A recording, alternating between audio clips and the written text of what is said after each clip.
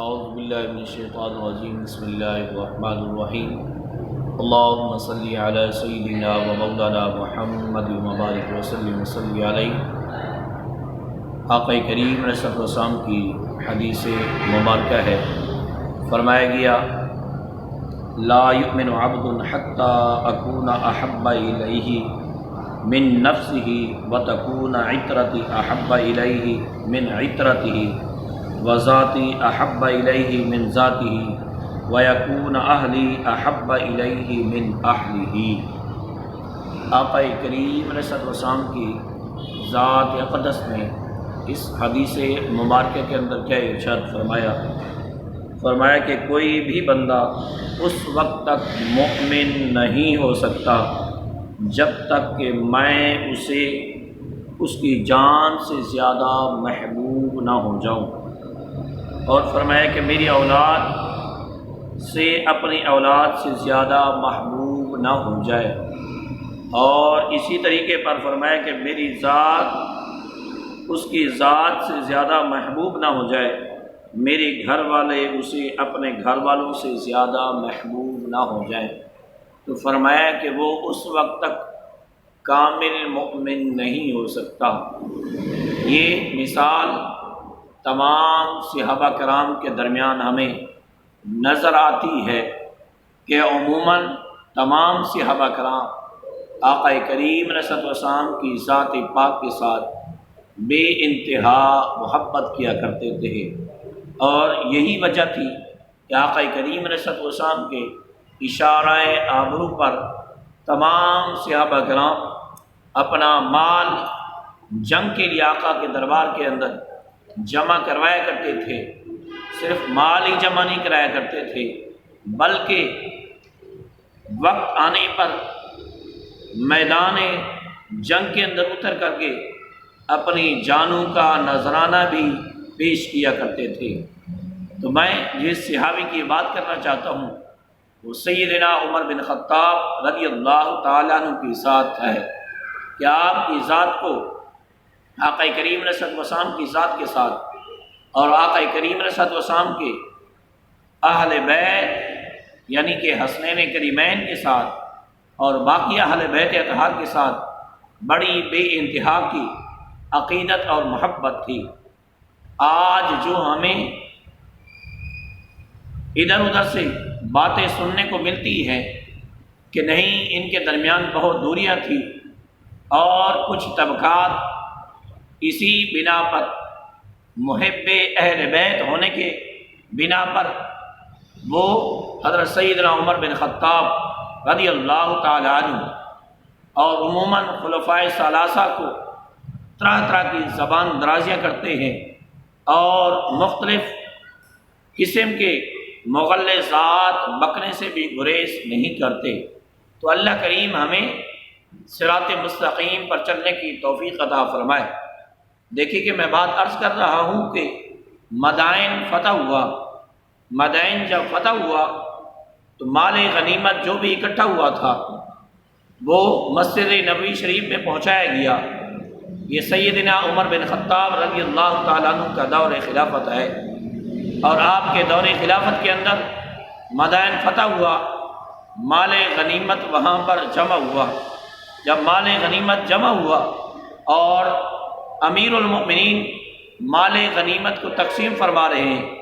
تقسیم فرماتے ہوئے تو آپ رضی اللہ تعالی عنہ کی ذات اقدس نے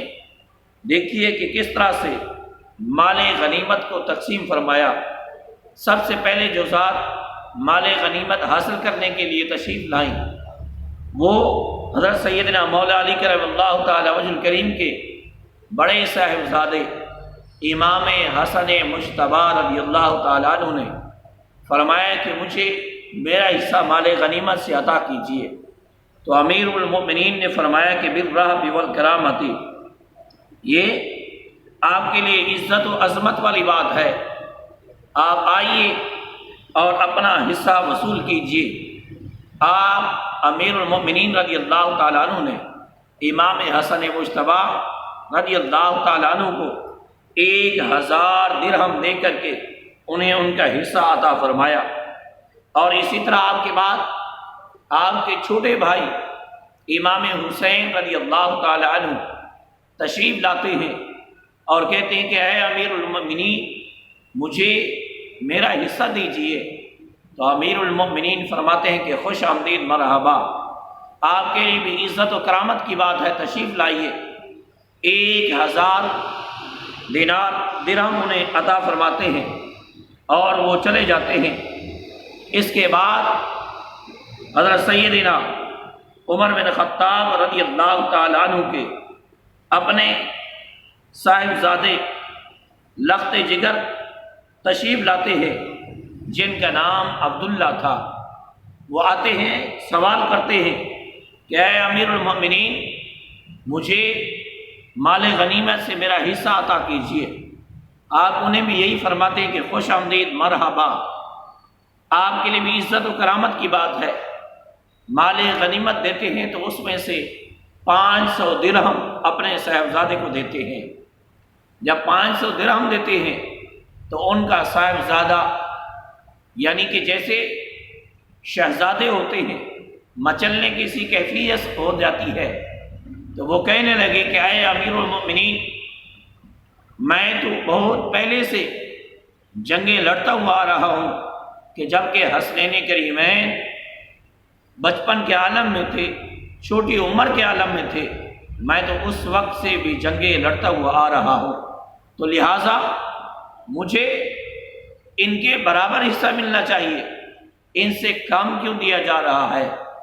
تو آپ رضی اللہ تعالیٰ عنہ یعنی سیدنا عمر بن خطاب رضی اللہ تعالیٰ عنہ کا چہرہ متغیر ہوا اور آپ کی کیفیت بدلی، تو آپ نے اپنے بیٹے کو کیا الفاظ ارشاد فرمائے؟ ارشاد فرمایا کہ اذهب فأتنی بأب كأبیہما وأم كأمہما وجد كجدہما وجدۃ كجدتہما وعم كعمہما وخال كخالہما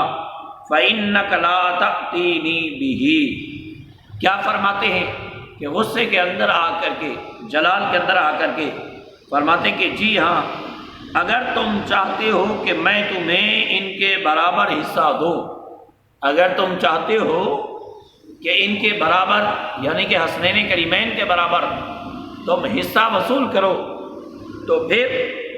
تمہیں حصہ وصول کرنے سے پہلے کچھ اور شرائط بھی پورے کرنے پڑیں گے۔ وہ اور شرائط کون سے ہیں؟ فرماتے ہیں کہ جاؤ پہلے تم حسنین کریمین کے باپ کے جیسا پہلے باپ لے آؤ۔ فرماتے ہیں کہ ان کی والدہ کی جیسی تم والدہ لے آؤ، ان کے نانا کے جیسا نانا لے آؤ، ان کی نانی کی جیسی نانی لے آؤ، ان کے چچا کے جیسا چچا لے آؤ، ان کے ماموں کے جیسا ماموں لے آؤ، اور ان کی ممانیاں جیسی ہیں ایسی ممانی لاؤ، اور تم کبھی بھی نہیں لا سکتے۔ تو دیکھیے کہ یہ کن کی محبت ہے؟ امیر المؤمنین سیدنا عمر بن خطاب رضی اللہ تعالیٰ عنہ کی حسنین کریمین کی ذات کے ساتھ والہانہ عقیدت اور محبت کا ثبوت ہے کہ آپ نے اپنے بیٹے کو تو جھڑک دیا لیکن حسنین کریمین کے ساتھ عقیدت اور محبت کے ساتھ پیش آئے۔ اور اسی طرح فرمایا کہ تمہیں علم ہے کہ ان کے رشتے کون سے ہیں؟ فرمایا کہ ابوہما فعلی المرتضیٰ، ان کے والد حضرت سیدنا مولا علی کرم اللہ تعالی وجہ الکریم کی ذات ہے۔ امہما فاطمۃ الزہراء رضی اللہ تعالی عنہا، ان کی والدہ ماجدہ حضرت سیدہ فاطمۃ الزہراء رضی اللہ تعالی عنہا کی ذات ہے۔ جدہما محمد المصطفیٰ، ان کے نانے محمد مصطفیٰ صلی اللہ تعالی وسلم کے ذات اقدس ہے۔ جدتہما خدیجۃ الکبریٰ، ان کی نانی حضرت سیدہ خدیجۃ الکبریٰ رضی اللہ تعالی عنہا کی ذات اقدس ہے۔